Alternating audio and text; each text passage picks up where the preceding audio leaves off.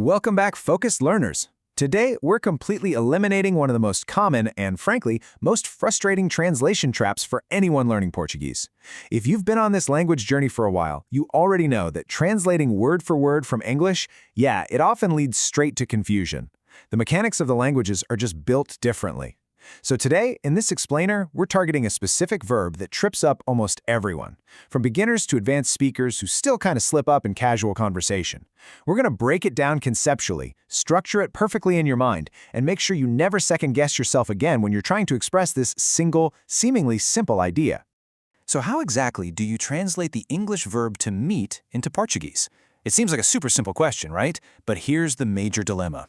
In English, we use to meet as this massive catch-all verb. Think about it. You meet a new coworker on your first day, you meet a friend for coffee on a Sunday afternoon, you meet a strict deadline at work. English uses this one single word for incredibly different scenarios. It's literally a linguistic Swiss Army knife. But Portuguese doesn't play that game. Portuguese splits the concept of meeting up into two completely different linguistic characters. Context is absolutely everything here, and if you use the wrong one, the native speaker you're talking to will definitely be a little confused, because you'll inadvertently be saying something entirely different than what you actually mean. Okay, let's dive into this and introduce our first verb, conhecer. Conhecer means to meet for the very first time or to get to know someone or something deeply. I want you to immediately associate this word with new discoveries, first impressions, and building a foundation of knowledge. You aren't just bumping into someone on the street here. You're making an initial, meaningful connection. You're going from a state of not knowing this person at all to knowing them. It carries a certain weight to it, you know? It's all about breaking the ice and establishing a brand new relationship that didn't exist a moment prior. Imagine saying, Quiero conocer seus pais un día. I want to meet your parents someday. Think about the context of that. Meeting a partner's parents is a major milestone. You've never interacted with these people before in your life. You're crossing a threshold and being introduced to them for the very first time. You want to learn about them, understand their personalities, make a good impression. Because this is a brand new introduction where you're genuinely going to get to know them, conhecer is absolutely the only correct choice here. If you use the other verb we're going to learn today in this context, it would imply you've simply lost their parents in a crowd and are trying to physically locate them, which, would sound incredibly awkward. And this brilliantly illustrates the absolute classic first-time introduction. Foi prazer te conhecer. It was a pleasure meeting you.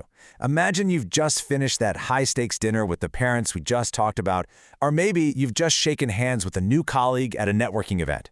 The introduction is complete. The first impression has been successfully made. You're acknowledging that you've just crossed paths for the first time and gotten to know a little bit about who they are. This is the absolute gold standard phrase for conhecer. It's polite, it's essential, and it just beautifully captures that feeling of a new initial connection. Now, what's really interesting about this is where Portuguese bends the rules of the English translation. Eles vão conhecer a Europa nas férias. They're going to visit Europe on vacation. Wait a minute, visit? We aren't talking about a person anymore? This highlights how conhecer extends way beyond human introductions. It's about experiencing or getting to know a new place for the first time. Think of it like personifying a destination. If you've never been to Europe, you're going to conhecer it. You're going to meet its culture, discover its food, familiarize yourself with its streets. You aren't just stepping foot on the soil. You are actively building a relationship with a place you've never been before. Let's move on and see how this builds into our second scenario. What happens when that initial introduction is already over? What happens when you already know the person or the place? Well, that's where our second protagonist comes in, encontrar. Encontrar means to find, to meet again, or to meet unexpectedly. If conhecer is about the spark of a first impression, encontrar is all about reunions, pre-planned meetups, and successfully locating things. You already have an established history. The ice is already broken. Now you're simply coordinating the logistics of crossing paths again, or you're accidentally stumbling upon someone or something you already recognize. You're going to hear this everyday phrase constantly. Vamos nos encontrar às 8 horas na frente do restaurante. Let's meet at 8 p.m. in front of the restaurant. Why are we using encontrar here instead of conhecer? Simple. Because the people having this conversation already know each other. They've already had their first introduction in the past. They aren't trying to learn each other's names or discover deep personality traits tonight. Now, they're just coordinating a reunion. They're figuring out a time and place to physically be in the same location again. So when you're planning a casual meetup with old friends or regular colleagues, encontrar steps in to do all the heavy lifting. But of course, life isn't always perfectly planned, right? Encontrei velho amigo no metrô hoje. I ran into an old friend on the subway today. This perfectly captures the unexpected bump-in. Picture the scene. You're walking down a busy street or you're riding a crowded subway car. You look up and boom, there's a familiar face. Someone you already have a history with. You didn't plan it, it wasn't on your calendar, but you physically cross paths with them again.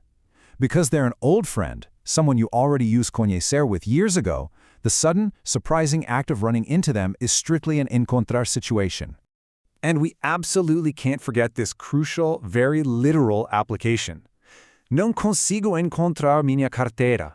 I can't find my wallet. Just like conhecer extended to places, encontrar extends to objects. Think about that frantic feeling of patting your pockets down before leaving the house.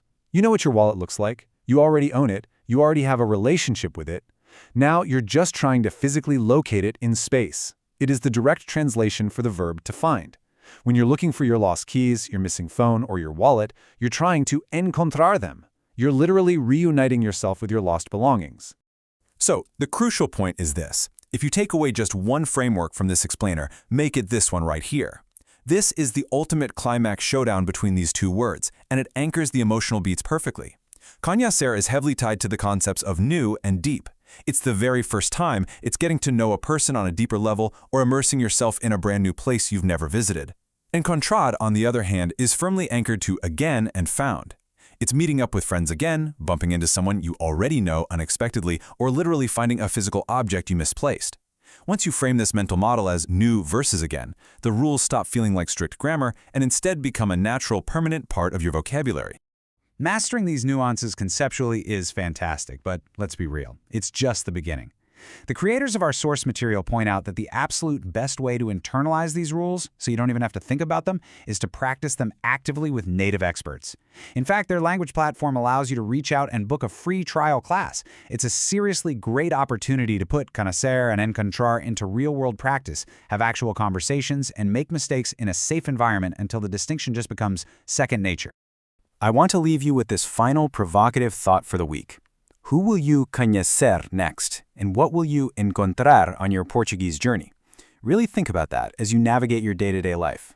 Every new person you're introduced to is a chance to conhecer, and every old friend you grab a quick coffee with is a chance to encontrar.